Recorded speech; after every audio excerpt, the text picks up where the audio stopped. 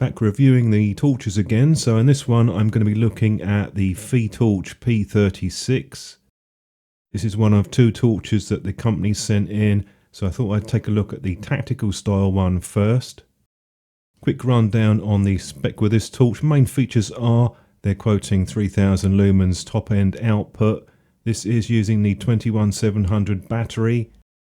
Quick unboxing to show you what's included. We have a spare cap cover, and they've also given you another O-ring. Type A to Type C charging cable. Here's the wrist strap, which is unbranded, and the user manual. As usual, I'll put that up on screen later on. This is the holster, and it is quite a nice holster really. Nice touch is that they do have a compartment here which has another bit of elastic on it. That's if you want to keep a spare battery on the side, you can do that, and that bit of elastic stops it from coming out. I know some people prefer the thinner nylon cases, but if you're into the thicker padded neoprene ones, this is one of the nicer ones that I've used in terms of the quality. There's your popper and your belt loop at the back. Also got a small patch there with some Velcro. Sometimes I see these neoprene holsters come in and they're kind of sort of average quality, but this one's definitely standing out as a bit better than the typical ones that I see with torches. Pretty much a standard size for a 21700 tactical style torch. With this particular one they've gone with a double clip. I personally prefer the single clip because it has more tension on it, but as far as a double clip design goes, this one's perfectly fine. There's your side switch, and the middle part there is clear. I'll show you later on there's a battery level indicator for that. Just turn it round to the back now and you'll be able to see the Type C charging port cover. This one stays in place quite well, probably because they have another separate moulded part there which goes right into the socket. We've got a gunmetal effect sort of bezel. It does have a bit of an edge, though it isn't what I would call sharp. If you want to get to the glass or the LED, you can unscrew that, and then that allows you to take that out if you want to. I know some people are into doing modding and things like that. You will notice with the glass on this, it does have a purple tint, so it is AR or anti-reflective coated. There's the LED SFT-70HD. They've gone with a fine knurling pattern, and I think it works quite well. It does give a reasonably decent amount of grip. The switch on the bottom though, that does stand out slightly proud, so that means to say if you want to put it upright, unfortunately it won't, it will fall over. A small adjustment they could make on that would improve the design.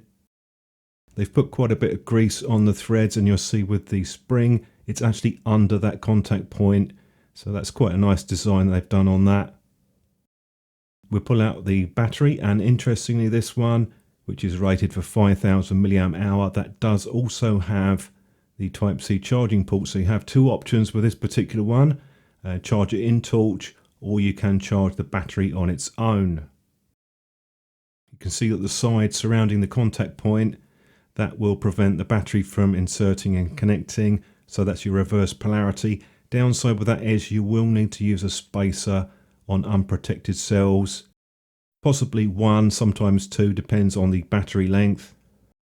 The overall fit and finish, I honestly couldn't tell you much difference between this and say something like a Nightcore or a Phoenix. It feels very similar in terms of the anodizing.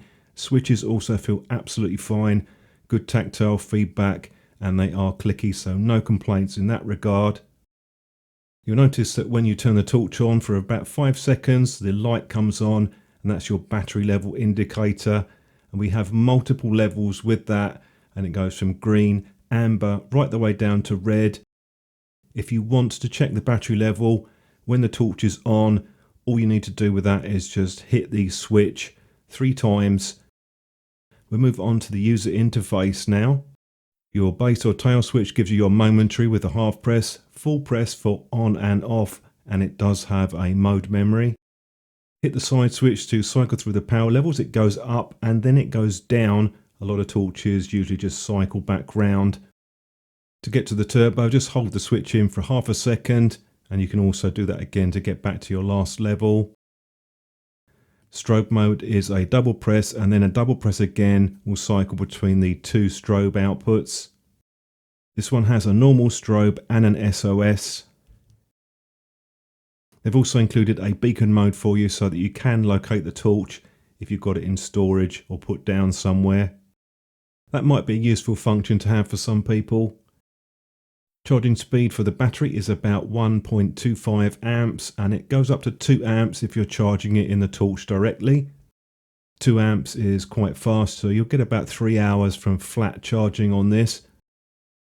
According to the app that I'm using, the kelvins are just under 6,500. Pretty typical for a cool white emitter. Here's the user guide for you to have a quick look at. Other than a shortcut to Moonlight, I think the UI is pretty solid. Onto the beam shots now. We're starting off with the Unicorn, moderate output 850 lumens. You'll notice when we switch over to the Fitorch, it's quite a spotlight effect, particularly at the lower power levels. It's a much more concentrated beam in the center. And then when you take it up to the top power level, it does spread out even more. You get a pretty good beam out of this at the higher levels at least.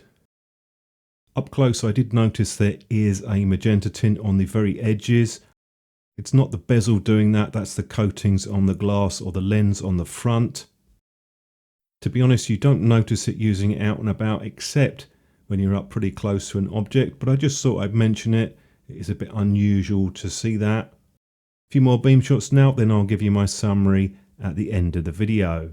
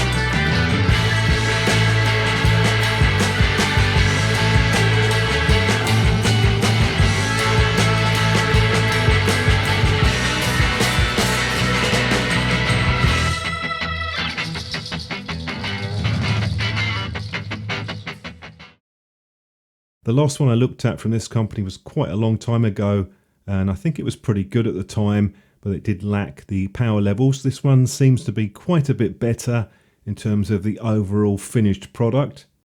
I think the design works quite well. A couple of things that do stand out though. I do wish the mode spacing was a little bit wider, particularly at the medium and low level.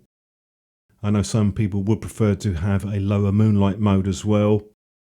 There are some good points though, quite a decent range out of this torch, nice and easy to pick up UI, and we do have fast charging speeds at around 2 amps. Do have a look around online with these Fitorches because I have seen some pretty good deals with them. They do have another model which they've sent me which I'll be looking at in a future video. That's a more compact EDC type torch. Thoughts and comments, do drop them down below. Be interested to hear what you think with this, and I'll catch up with you in my next one.